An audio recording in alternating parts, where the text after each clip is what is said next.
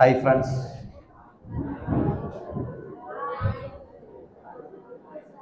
നിങ്ങൾ എന്നെ എല്ലാവരും മടുത്തിരിക്കുകയാണോ? പഠിച്ചു മടുത്തിരിക്കുകയാണോ? നിങ്ങൾ സയൻസ് വാച്ച അല്ലേ? Okay okay. നമുക്ക് ആരാ ശരിക്കും ഇന്ത്യയുടെ മിസൈൽ മാൻ? അടിപൊളി, കൊള്ളാം. നമുക്ക് അദ്ദേഹത്തെ കുറിച്ച് പറയുകയാണെങ്കിൽ അദ്ദേഹത്തിന്റെ മുൻപിൽ 1000 പ്രണാമം അർപ്പിക്കുന്നു. കാര്യം ലോകം എന്നും ഉറ്റുനോക്കിയ ഒരു മഹത് വ്യക്തിത്വമാണ്. അതിലുപരി ഇന്ത്യയുടെ പ്രസിഡന്റ് ആയിരുന്നു. അതിലുപരി ചിന്തകളുടെ രാജാവെന്നാണ് അദ്ദേഹത്തെ അറിയപ്പെടുന്നത്. സൃഷ്ടികൾ ചിന്തയിലൂടെയാണ് നമുക്ക് സൃഷ്ടികൾ വരുന്നത്, അല്ലേ അല്ലേ? ലോകത്തെ സ്വപ്നം കാണാൻ പഠിപ്പിച്ച ലോകത്തിന്റെ ഒരു നേതാവ് അല്ലേ നമ്മുടെ മുൻ പ്രസിഡന്റ്. അദ്ദേഹത്തിന്റെ ഒരു ചിന്ത എത്ര താഴെക്കിടയിലുള്ള ഒരാളെയും മുകളിലേക്ക് ഉയർത്തിക്കൊണ്ടുവരാൻ കഴിയും എന്ന് ഒന്നിനെ നിസ്സാരമായി കാണുന്നത് എന്നെ വളരെയധികം സ്വാധീനിച്ച ഒരു ചിന്തയുണ്ട്. അദ്ദേഹത്തിന്റെ ചിന്ത ഇങ്ങനെയാണ്: വാതിൽ വീടിനേക്കാൾ ചെറുതാണ്. നിങ്ങൾ കേട്ടിട്ടുണ്ടാവും, വാതിൽ വീടിനേക്കാൾ ചെറുതാണ്, വാതിലിനേക്കാൾ ചെറുതാണ് പൂട്ട്, വാതിലിനേക്കാൾ ചെറുതാണ് പൂട്ട്, പൂട്ടിനേക്കാൾ ചെറുതാണ് താക്കോൽ, അല്ലെ? പൂട്ടിനേക്കാൾ ചെറുതാണ് താക്കോൽ. എന്നാൽ ഒരു ചെറിയ താക്കോൽ വീട് മുഴുവൻ തുറക്കുന്നു. ഈ കീ ഉപയോഗിച്ച് നമുക്ക് ആ വീടിന്റെ എവിടെ എത്തിപ്പെടാൻ പറ്റും. ഇതിനെ അദ്ദേഹം ഉപമിച്ചിരിക്കുന്നത് ചെറിയ ഒരു ചിന്തയോടാണ്. വളരെ ചെറിയ ഒരു ചിന്ത ഒരു വ്യക്തിയുടെ ഉള്ളിൽ ഉത്ഭവിച്ചാൽ അതിനെ ലക്ഷ്യത്തിലെത്തിക്കാൻ കഴിയും എന്ന ലോകത്തെ പഠിപ്പിച്ച മഹാമനുഷ്യന് 1000 പ്രണാമം. അതിലൂടെ നമുക്ക് ആരംഭിക്കാം. നിങ്ങളോട് സംസാരിച്ച് തുടങ്ങുന്നത് ഇതാ: നമ്മൾ ഈ കാലഘട്ടത്തിൽ ഒത്തിരി പ്രത്യേകതകളുണ്ടല്ലേ? ഈ കാലഘട്ടത്തിന്റെ പ്രത്യേകത എന്ന് പറയുന്നത് ഒട്ടുമിക്ക ആളുകളും 2 നൂറ്റാണ്ടിൽ ജീവിക്കാനുള്ള ഭാഗ്യം ലഭിച്ചു, അല്ലേ? 2 നൂറ്റാണ്ടിൽ ജീവിച്ച് നമ്മൾ 2000 കണ്ടവരല്ലേ എല്ലാവരും? 2000 കണ്ടവരാണോ? അല്ല, സോറി, 2000 കണ്ടില്ല. ഏതാണ്ട് അതിന്റെ കാര്യങ്ങളൊക്കെ പിടികിട്ടി, അല്ലേ? 2 നൂറ്റാണ്ട്. ഈ കാലഘട്ടം ഒരു പ്രത്യേക രീതിയിൽ ഒരു സെറ്റിംഗ് നടത്തുന്ന കാലഘട്ടമാണ്. ഈ കാലഘട്ടത്തിൽ എനിക്ക് എൻ്റെ ഈ കുഞ്ഞുങ്ങളോട് പറയാനുള്ളത്, ഒന്ന്, എവിടെ ജനിച്ചു, എങ്ങനെ ജനിച്ചു എന്നുള്ളതല്ല, അതിനപ്പുറത്ത് ഈ കാലഘട്ടത്തിൽ ജനിച്ചു എന്നതാണ് ഏറ്റവും വലിയ കാര്യം. എല്ലാ സാങ്കേതിക വിദ്യകളും അതിൻ്റെ ഉത്തുംഗ ശൃംഖത്തിൽ നിൽക്കും. ഇപ്പൊ ഏറ്റവും പുതിയ സാധനം AI വരെ വന്നു കഴിഞ്ഞു. ഇത് ഒരു 10-15 വർഷം മുമ്പ് ജീവിച്ചു മരിച്ച ഒരു വ്യക്തിയോട് AI എന്ന് പറഞ്ഞാൽ എന്ന് പറയാനേ പറ്റത്തുള്ളൂ, ഒന്നും മനസ്സിലാകത്തില്ല. പുതിയതിലേക്ക് ഇതിനൊരു കണക്കുണ്ട്. കഴിഞ്ഞ 200 വർഷത്തെ പുരോഗതി ഈ കഴിഞ്ഞ 20 വർഷത്തിനകത്തും, 20 വർഷത്തെ പുരോഗതി പിന്നത്തെ 2 വർഷത്തിനകത്തും, 2 വർഷത്തെ പുരോഗതി പിന്നെ 1 വർഷത്തിനകത്തും, ഇപ്പോഴത്തെ നമുക്കൊരു ലെവൽ, ഒരു സ്കെയിൽ ഇടാൻ കഴിയാത്ത വിധത്തിൽ കാര്യങ്ങൾ അപ്ഡേറ്റഡ് ആയിക്കൊണ്ടിരിക്കുക. ആ കാലഘട്ടത്തിലാണ് നമ്മളിന്ന് ജീവിക്കുന്നത്. ഞങ്ങളൊക്കെ പഠിച്ചപ്പോൾ പഠിച്ചതല്ല നിങ്ങളിപ്പോൾ പഠിക്കുന്നത്. കാര്യം എല്ലാം അപ്ഡേറ്റഡ് ആയിക്കൊണ്ടിരിക്കുക. ഓരോ ദിവസവും നമ്മൾ പുതിയത് കേട്ടുകൊണ്ടിരിക്കുക, അല്ലേ? അങ്ങനെയല്ലേ? അപ്പൊ നമ്മുടെ ഉള്ളിലേക്ക് ഒരു പുതിയ ചിന്ത വീണ് കിട്ടിയാൽ നമുക്കതിനെ വളർത്തിയെടുക്കാൻ എത്രയോ അസാധ്യമായ കഴിവുണ്ട്. മനുഷ്യൻ എന്ന് പറയുന്ന ആ ഹോമോസാഫിയൻസ് എന്ന് പറയുന്ന ആ ഒരു വർഗം ഇതിപ്പോ വന്ന് ഏതാണ്ട് 2.5 ലക്ഷം വർഷത്തെ ചരിത്രം വരെ സയൻസ് കൊണ്ടുവന്നു കഴിഞ്ഞു. എന്നിട്ടും ഒരു വ്യത്യാസവും ഇല്ലാതെ ഭൂമിയിൽ നിലനിൽക്കുന്ന ഒരു വസ്തുതയാണ് മനുഷ്യൻ എന്ന നിത്യമായ സത്യം.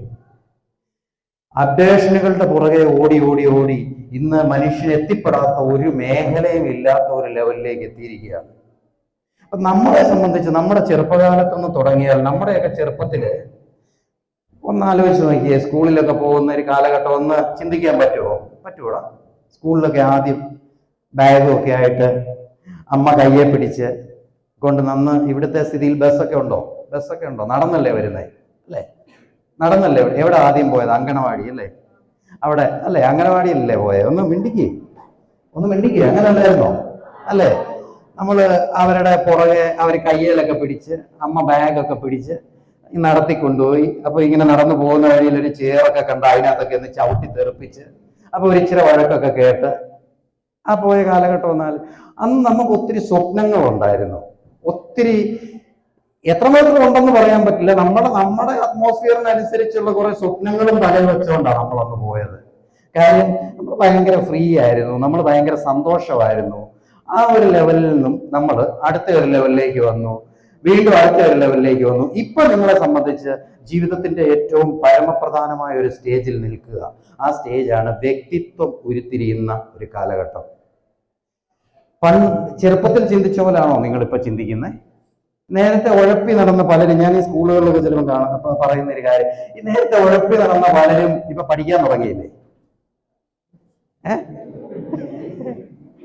നേരത്തെ ഉഴപ്പന്മാരെന്ന പേര് കേട്ടവരൊക്കെ ഇപ്പൊ അല്പസ്വല്പമൊക്കെ പാഠഭാഗങ്ങളൊക്കെ ശ്രദ്ധിച്ചൊക്കെ തുടങ്ങിയില്ലേ? തുടങ്ങിയില്ല? അതല്ല, അപ്പൊ നിങ്ങൾ പിന്നെ 2 വർഷം പുറകിലാണോ? അതാ എനിക്കൊരു സംശയം. നിങ്ങൾ പിന്നെയും പുറകിലാണോ? അങ്ങനെ പറഞ്ഞാലും ഇവർ പറയുന്നുണ്ട് തുടങ്ങിയെന്നൊക്കെ കാര്യങ്ങൾ വ്യത്യാസമായെന്ന്. നിങ്ങൾ അവിടെ ഇരുന്ന് ചുമ്മാ പാര വെക്കുന്നത് അതൊക്കെ വെറുതെയാണ്. വ്യത്യാസമായിട്ടുണ്ട് അല്ലേ? വ്യത്യസ്തമായിട്ട് ചിന്തിക്കാൻ തുടങ്ങിയില്ലേ? അന്ന് നമ്മൾ കണ്ട പോലെയാണോ? നമ്മുടെ മുമ്പിൽ വരുന്നൊരു വ്യക്തിത്വത്തെ നമ്മൾ വിഷ്വലൈസ് ചെയ്യുന്ന രീതി മാറി, അവരെ നമ്മൾ അളക്കുന്ന സ്കെയില് മാറി. അങ്ങനെ ചില വ്യത്യാസങ്ങൾ വന്നു കഴിഞ്ഞു. നിങ്ങൾ അറിഞ്ഞാലും അറിഞ്ഞില്ലല്ലോ ഞാൻ പറയാം. മോന്റെ പേരെന്താ? ബിബിൻ. ഫെബിൻ. മോനെ പഴയ ഫെബിൻ അല്ല നീ. നിനക്ക് ഭയങ്കര വ്യത്യാസം വന്നു. ഇവൻ കുറച്ച് ബ്യൂട്ടി കോൺഷ്യസ് ഒക്കെ ആയി. കാര്യം ഇവൻ മുടിയൊക്കെ സ്റ്റൈൽ ചെയ്യുന്നു. കണ്ട പണ്ട് ഇവൻ പോയ മുടിയൊക്കെ പറ്റ അടിച്ച്, ഇവന് വീട്ടിൽ നിന്ന് അച്ഛനും അമ്മയുടെ ഒക്കെ ഇഷ്ടത്തിനായിരുന്നു മുടി വെട്ടുന്നത്. ഇപ്പൊ അവന്റെ സ്റ്റൈലിന് മുടിയൊക്കെ വെട്ടാൻ തുടങ്ങി. എന്നാ വ്യത്യാസം? അവനെ കുറിച്ച് ചിന്തിക്കാൻ തുടങ്ങി. വേറൊന്നുമില്ല, അവനെ എല്ലാവരും ശ്രദ്ധിക്കണമെന്ന് തോന്നാൻ തുടങ്ങി. ഇത് ഈ കാലഘട്ടത്തിന്റെ ഒരു പ്രത്യേകതയാണ്. നമ്മുടെ ഈ പ്രായത്തിന്റെ ഒരു പ്രത്യേകതയാണ് എന്നെ എല്ലാവരും ഒന്ന് ശ്രദ്ധിക്കണം എന്ന് തോന്നി തുടങ്ങുന്നത് ഈ പ്രായം. ഒരു 15 വയസ്സ് മുതൽ 15, 16, 17 പിന്നെ നമ്മളെ ജീവിതത്തെക്കുറിച്ച് സ്വപ്നം കാണാൻ തുടങ്ങുക. ജീവിതത്തെക്കുറിച്ച് പുതിയ പുതിയ സ്വപ്നങ്ങൾ മെനയുന്നു, പുതിയ കാര്യങ്ങൾ നമ്മളിങ്ങനെ കാണുന്നു. അതിന് ആയുസ് കുറവാണേ. പെട്ടെന്ന് നമ്മളൊരു കാര്യം കാണുന്നു, അതിൽ എത്ര ദിവസം ഉറച്ചു നിൽക്കുമെന്ന് പറയാൻ പറ്റില്ല. പക്ഷെ വീണ്ടും പുതിയത് ദേവനെച്ചിരിക്കുന്നു. ഭയങ്കര ടീമാണ്. ഇങ്ങനെ പുതിയതിനെ സ്വീകരിച്ച് പോകും. ഇതാണ് ഈ പ്രായത്തിന്റെ ഒരു പ്രത്യേകത. അപ്പോൾ ഈ പ്രായത്തിൽ നിന്നാണ് നമ്മൾ വിദ്യാഭ്യാസത്തിന്റെ അടുത്ത ഒരു ലെവലിലോട്ട് മാറാൻ പോകുന്നത്. ഇതുവരെ നമ്മൾ പഠിച്ചു വന്ന രീതി എന്ന് പറയുന്നത് തികച്ചും ആശ്രിതമായ ഒരു രീതിയായിരുന്നെങ്കിൽ, ഇനി നമ്മൾ മുൻപോട്ട് പോകുമെന്ന് പറഞ്ഞാൽ നമ്മൾ സ്വതന്ത്രമായ ഒരു രീതിയാണ്. ഹയർ സ്റ്റഡിക്കൊക്കെ ചെന്ന് കഴിയുമ്പോഴത്തേക്കും നിങ്ങളെ ഇപ്പൊ ഈ ടീച്ചേഴ്സൊക്കെ പുറകെ നടന്ന് ഇങ്ങനെ മോനെ പഠിക്കടാ, നീ അത് ചെയ്തോ ഇത് ചെയ്തോ എന്ന് ചോദിക്കുന്നവരൊന്നും ആരും നിങ്ങളെ മൈൻഡ് ചെയ്യത്തില്ല. വേണേ പഠിച്ചോണം, ഇതാ അടുത്ത ലെവല്. അതിന് നിങ്ങൾക്ക് കഴിയും. ആ ഒരു ലെവലിലാണ് നിങ്ങൾ എത്തിയേക്കുന്നത്. അതിനുള്ള കഴിവ് നിങ്ങൾക്കുണ്ട്. നിങ്ങൾ അത്ര കഴിവില്ലാത്ത ആളുകളല്ല, അല്ലെങ്കിൽ ഇവിടം വരെ എത്തുകയില്ല. നിങ്ങൾ വളരെ സെലക്റ്റീവായ ആളുകളായതുകൊണ്ടാണ് ഇപ്പൊ ഇവിടെ വന്നിരിക്കാൻ, ഈ സയൻസ് ബാച്ച് വന്നിരിക്കാൻ പറ്റിയത്. അപ്പൊ നമ്മളെ കുറിച്ചൊരു അഭിമാനം തോന്നുമോ? സയൻസിന് വെച്ചിട്ട് കിട്ടാത്ത എത്രയോ പിള്ളേര് വേറെ പലതിലേക്ക് മാറിപ്പോയേക്കുന്നു അല്ലേ? അപ്പൊ നമ്മൾ കഴിവില്ലാഞ്ഞിട്ടല്ലോ അങ്ങനെ കിട്ടിയത്. അപ്പൊ നമ്മുടെ കഴിവൊന്നും അറിയടാ. നമ്മൾ നിസ്സാരക്കാരല്ലല്ലോ, അല്ലേ മോളെ? നമ്മൾ അത്ര നിസ്സാരക്കാരാണോ? അല്ല. ഒന്ന് പറഞ്ഞേ, നമ്മൾ അത്ര നിസ്സാരക്കാരൊന്നും അല്ല. നമ്മൾ ചെറുതാക്കരുത്. നമ്മൾ അത്ര നിസ്സാരക്കാരല്ല. അസാധ്യ കഴിവാണ് നമ്മുടെ അകത്തിരിക്കുന്നത്. ഇതിനകത്ത് എഞ്ചിനീയേഴ്സ് ഇരിപ്പുണ്ട്, ഡോക്ടേഴ്സ് ഇരിപ്പുണ്ട്, പല മേഖലയിൽ വർക്ക് ചെയ്യേണ്ട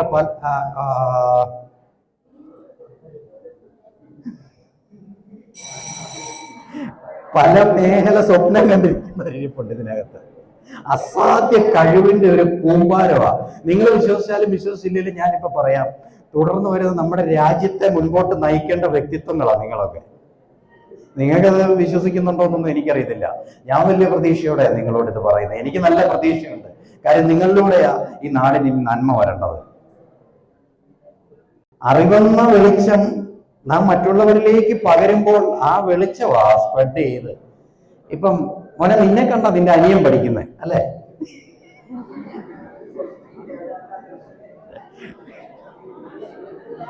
മോളെ കണ്ട അനിയത്തി പഠിക്കുന്നത്. കാര്യം നമ്മളെല്ലാം അടുത്ത തലമുറ നമ്മളെ കണ്ട് പഠിക്കുക. Okay okay okay. അപ്പം നമ്മൾ വിദ്യാഭ്യാസം ചെയ്യുന്നു. ഓക്കെ, എന്തിനാ പഠിക്കുന്നേ? എന്ന കാര്യത്തിനാ പഠിക്കുന്നേ? എന്തിനാ പഠിക്കുന്നേ? പറയാവോ? ആരാ ആദ്യം പറഞ്ഞേ? നല്ല ഉത്തരവാ. അറിവ് നേടാൻ. ആരായിരുന്നു? കൊള്ളാം കൊള്ളാം കൊള്ളാം. അറിവ് നേടാൻ പഠിക്കുന്നു. ഇനി സ്വഭാവ രൂപീകരണം. Very good. അതാ പറഞ്ഞ ഒരു നല്ല കയ്യടി കൊടുത്തേ. അറിവ് നേടാൻ പറഞ്ഞ കുട്ടിക്ക് ഒരു കയ്യടി കൊടുത്തേ. ഇനിയും പറ. ഇനിയുണ്ട്. ഒരു നല്ല കയ്യടി കൊടുത്തേ. ശരിക്കും പറഞ്ഞാൽ പഠിക്കുന്നത് ജീവിതമാർഗത്തിന് വേണ്ടിയാ പഠിക്കുന്നത്. അല്ല, പരമപ്രധാനമായിട്ട് നമ്മുടെ ഇപ്പോഴത്തെ സ്ഥിതിയിൽ ജീവിതമാർഗത്തിന് വേണ്ടിയാ പഠിക്കുന്നത്. നമ്മുടെ സർട്ടിഫിക്കറ്റിന്റെ വലിപ്പമൊക്കെയാ സമൂഹം നമ്മളെ വിലയിരുത്തുന്ന. സമൂഹത്തിലെ മാന്യമായ ഒരു സ്ഥാനം, ജീവിത വിജയങ്ങൾ ഒന്നൊന്നായി കൈയടക്കാനുള്ള ആ ത്വര, ഒന്നിൽ നിന്നൊന്നിലേക്ക് യാത്ര ചെയ്യുമ്പോൾ അറിവാണ് നമ്മളെ ഓരോ മേഖലയിലേക്കും കൊണ്ടെത്തിക്കുന്നത്, ഓരോ സ്ഥാനമാനങ്ങളിൽ എത്തിക്കുന്നത്. അതിനുവേണ്ടി നമ്മുടെ വിദ്യാഭ്യാസം എന്ന് പറയുന്നത് പല പല മേഖലകളിലേക്ക് നമ്മളെ എത്തിക്കും. പല കാര്യങ്ങൾക്ക് വേണ്ടിയാണ് വിദ്യാഭ്യാസം ചെയ്യുന്നത്. അതുകൊണ്ടാണ് ഓരോ ക്ലാസ്സിലും മുതിർന്നു വരുന്നതനുസരിച്ച് നമ്മൾ പുതിയ പുതിയ കാര്യങ്ങളിലേക്കാണ് പോകുന്നത്. നിങ്ങൾ ചെറിയ ക്ലാസ് LKG പഠിച്ചതല്ലല്ലോ ഇപ്പൊ പഠിക്കുന്നത്. ആ വ്യത്യാസം നിങ്ങളുടെ അറിവിനനുസരിച്ച്, നിങ്ങൾക്ക് ഉൾക്കൊള്ളാനുള്ള കഴിവിനെ അനുസരിച്ച് നിങ്ങൾക്ക് പകർന്നു തരുന്ന ഒരു സിസ്റ്റമായത്. അതായത് എല്ലാ മേഖലയിലും നിങ്ങളെ വളർത്തിയെടുക്കുന്ന ഒരു സിസ്റ്റമാണ് വിദ്യാഭ്യാസം, അല്ലേ?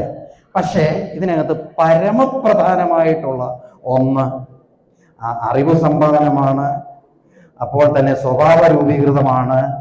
ഇതിലെല്ലാം ഉപരി നമുക്കൊരു ജീവിതമാർഗം കൂടെ ഇതിൽ കൂടെ കണ്ടെത്തണം, അല്ലേ? അങ്ങനെയല്ലേ എല്ലാവരുടെയും കാര്യം? നമ്മൾ എന്തിനാ പഠിക്കുന്നത്? നമുക്ക് ഒരു നിലനിൽപ്പ് വേണം, ഒരു ജീവിതമാർഗം വേണം.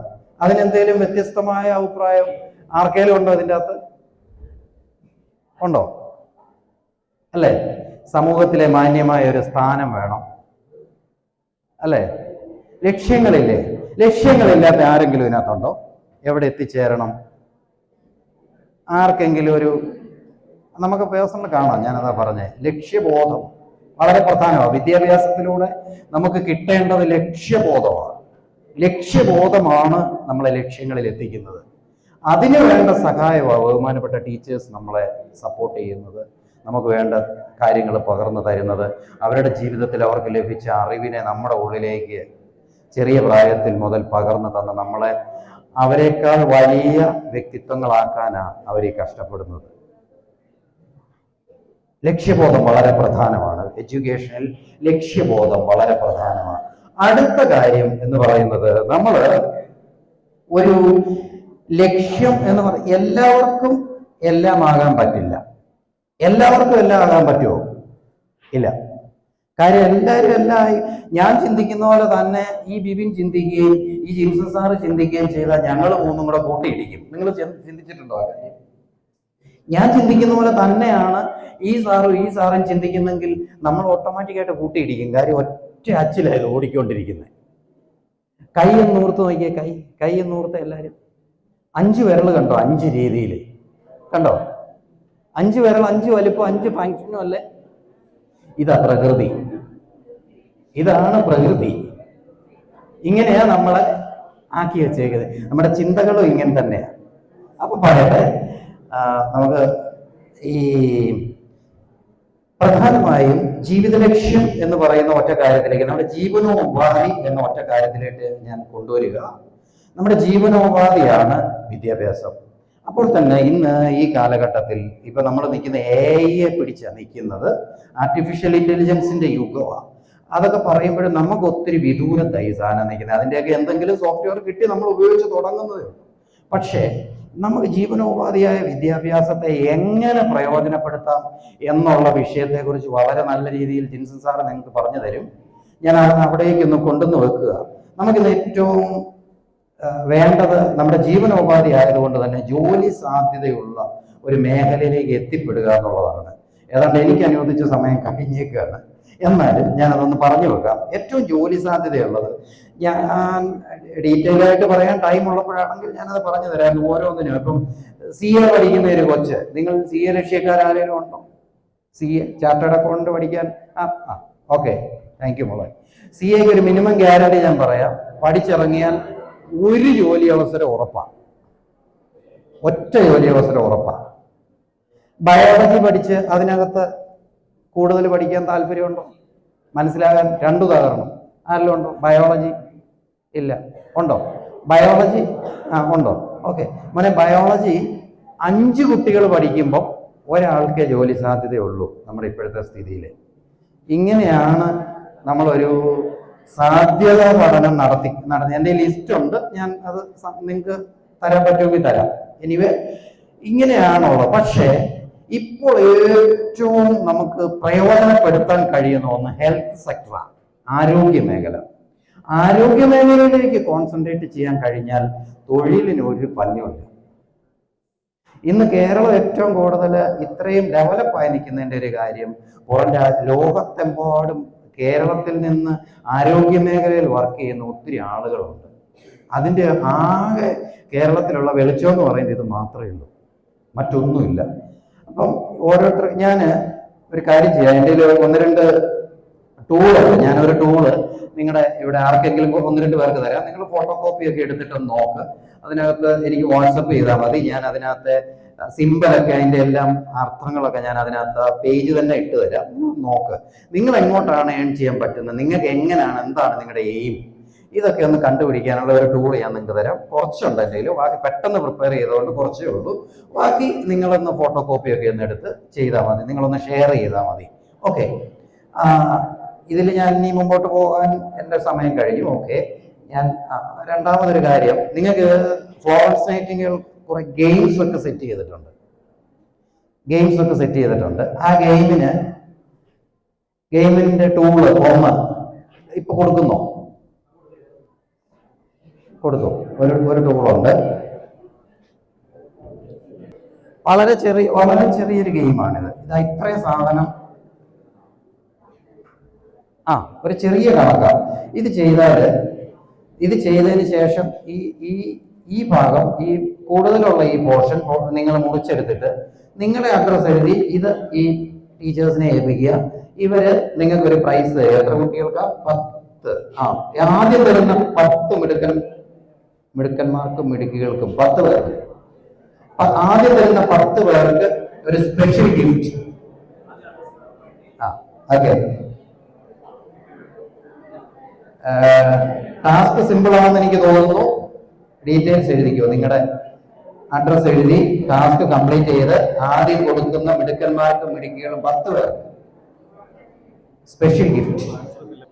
ഓക്കെ, അതുപോലെ തന്നെ ഒരു കാര്യം കൂടെ പറയാം. നിങ്ങൾക്ക് ആരോഗ്യ മേഖലയെ കുറിച്ചും നിങ്ങൾക്ക് തിരഞ്ഞെടുക്കാൻ പറ്റുന്ന പഠന സാധ്യതകളെ കുറിച്ചും വളരെ ഡീറ്റെയിൽ ആയിട്ട് സംസാരിക്കാൻ ജിൻസു സാറിനെ ഹാർദവമായി സ്വാഗതം ചെയ്യുന്നു.